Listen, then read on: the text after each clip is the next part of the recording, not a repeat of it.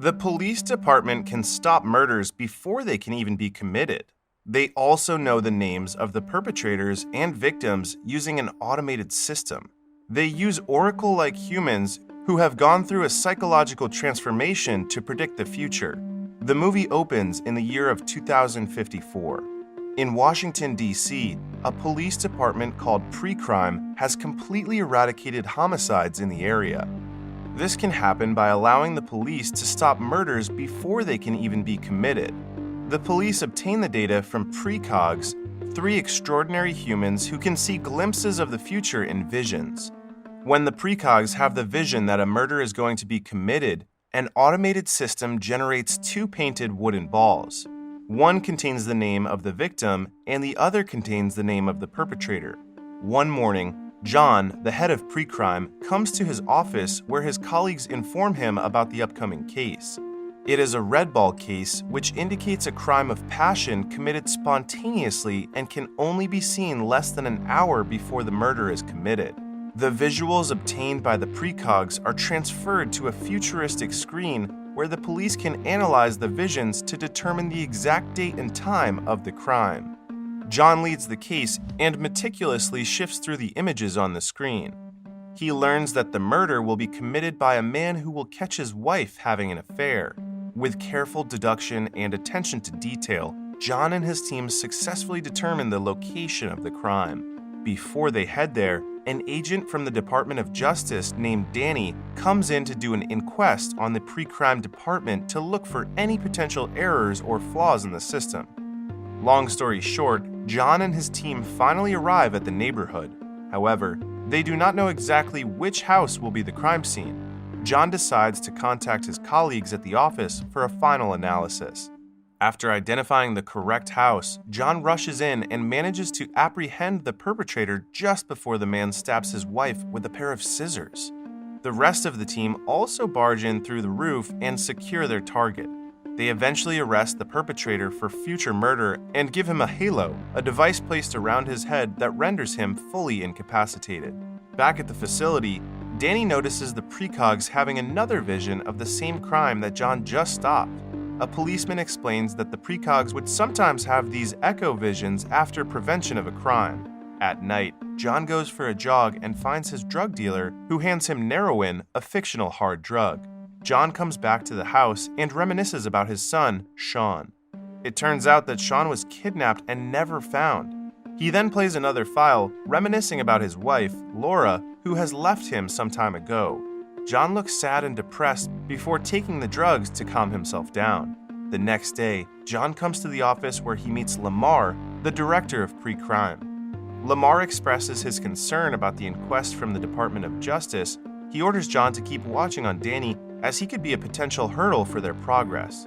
Meanwhile, Danny talks to several members of the pre-crime team who explain how their system works.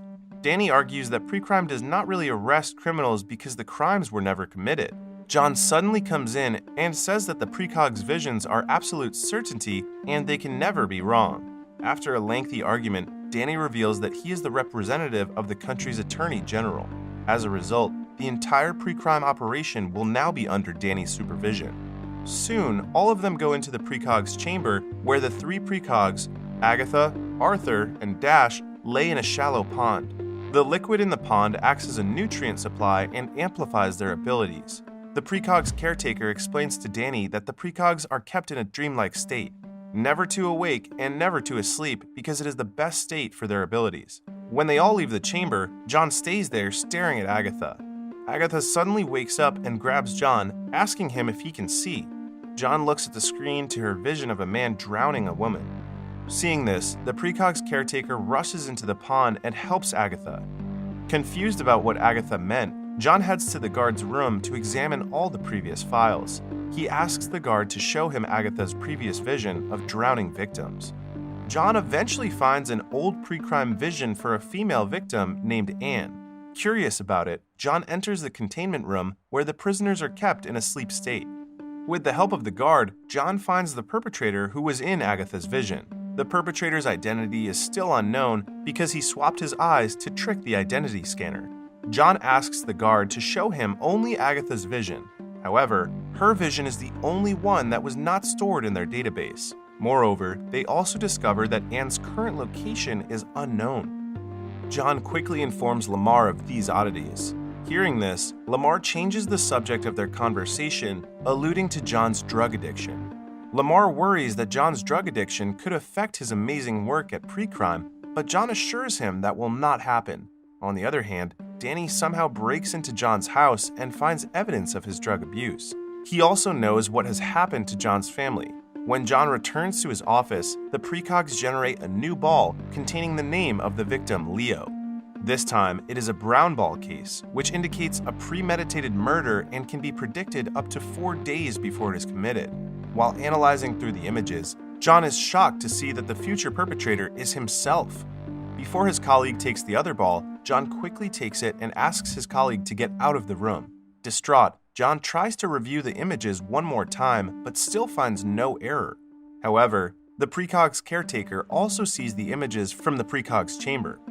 Fortunately, he gives John 2 minutes before he sounds the alarm because John has always been nice to him. On his way out, John meets Danny in the elevator. Danny immediately confronts him about the drugs, but John quickly holds him at gunpoint before escaping the facility. On the highway, John calls Lamar, informing him that Danny might have set him up.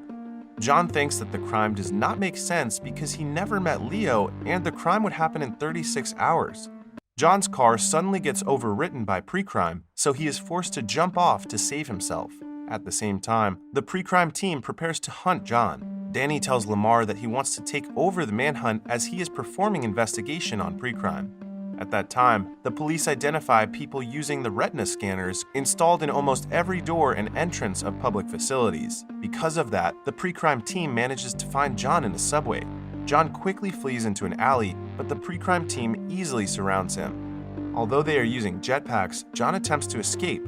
However, he eventually runs into Danny. They run to a car manufacturing plant. While John and Danny are fighting, John falls onto the assembly line and ends up getting trapped inside a car. John quickly leaves them and visits pre-crime founder, Dr. Iris, at her home. He learns that precog's creation was a complete accident. At first, Iris tried to heal them, but instead turned them into precogs. Iris says that early neuron addicts had been predisposed to having mentally disabled children. Many of them had precognitive abilities and were tested, but all died except for Agatha, Arthur, and Dash, who were submitted to pre-crime. Iris states that precogs are never wrong, but one precog occasionally sees a different future vision from the others, known as a minority report. These discrepancies are reviewed and immediately purged from the official record as pre-crime cannot have a system that would instill doubts. This indicates that all suspects might have alternate futures and might not have committed the crime. John is dumbfounded by this revelation, as it could threaten the pre-crime system. However, the precogs still retain their individual memories. Knowing this, John decides to find his minority report where he might not kill Leo.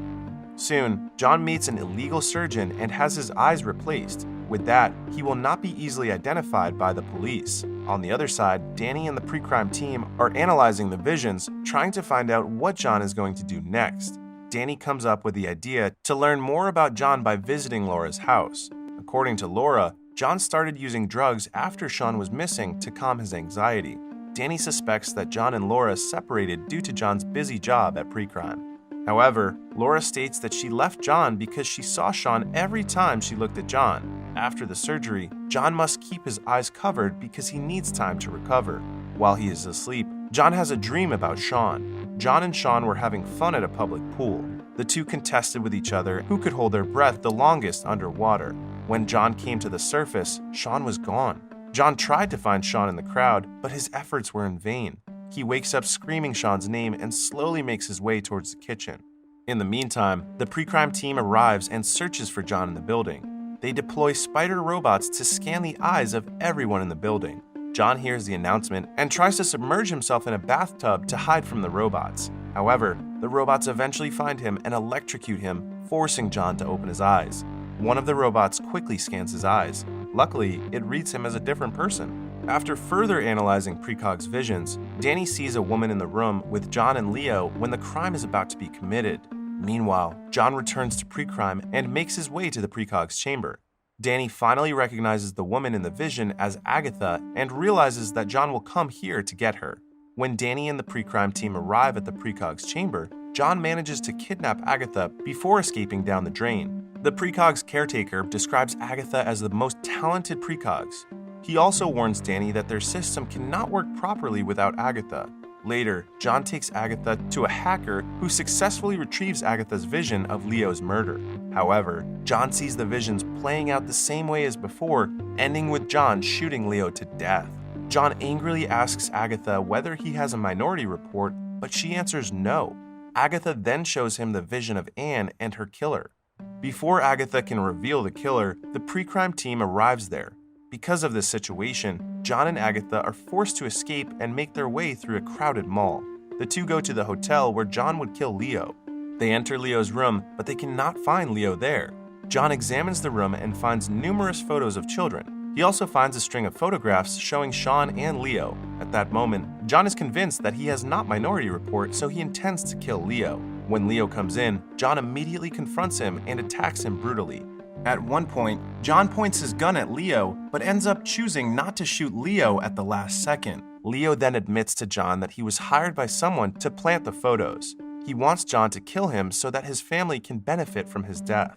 John is confused to hear this confession and keeps asking Leo about the person who hired him. When the two get into a scuffle, John accidentally pulls the trigger and shoots Leo in a similar manner to the precog's file. John and Agatha escape from the hotel just before the pre-crime team arrives there. After finding a lot of evidence there, Danny suspects that something is wrong at the crime scene. He then calls Lamar, telling him that chasing after John was the wrong decision.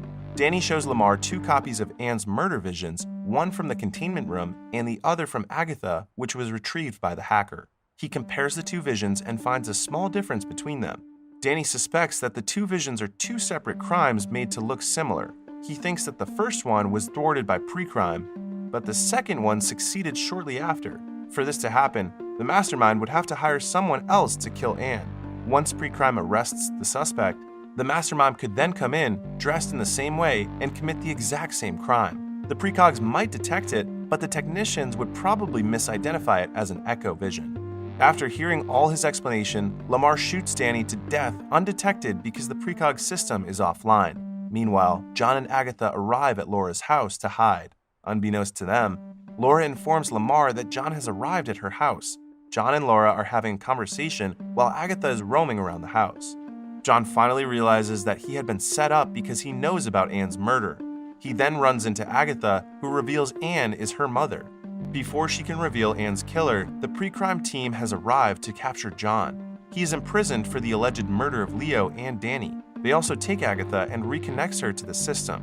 When Laura talks with Lamar, Lamar accidentally reveals himself to be Anne's killer by disclosing details about the crime. As Lamar attends his celebrity banquet, Laura goes to the containment room to free John. After giving his speech, Lamar is shocked after receiving a phone call from John. John reveals the truth and streams the recording of Anne's murder at the banquet. Apparently, Anne sold Agatha to pre-crime while she was addicted to heroin. After getting rid of her addiction, Anne tried to reclaim Agatha. However, Lamar refused to return her because pre-crime would not function properly without Agatha. Instead, he hired a neuron addict to kill Anne Lively, and the attempt was stopped by pre-crime. Once they departed, Lamar killed Anne in a manner identical to the first attempt. The actual murder footage was deleted by technicians as a misidentified echo vision. Now, everyone knows that Lamar was the one who killed Anne. At the same time, the precogs generate a red ball case showing that Lamar will kill John. When John and Lamar finally meet, John states the dilemma that Lamar faces now. If he kills John, Lamar validates pre-crime at the cost of his own freedom. But if he spares John, Lamar will see his program shut down. Having no other choice, Lamar chooses to kill himself right before the pre-crime team arrives. Sometime later, the pre-crime department is abandoned. All prisoners are unconditionally pardoned and released, though many remain under police surveillance. John eventually reconciles with Laura, who is now pregnant with another child. The 3 precogs are moved to an undisclosed location where they could live in peace.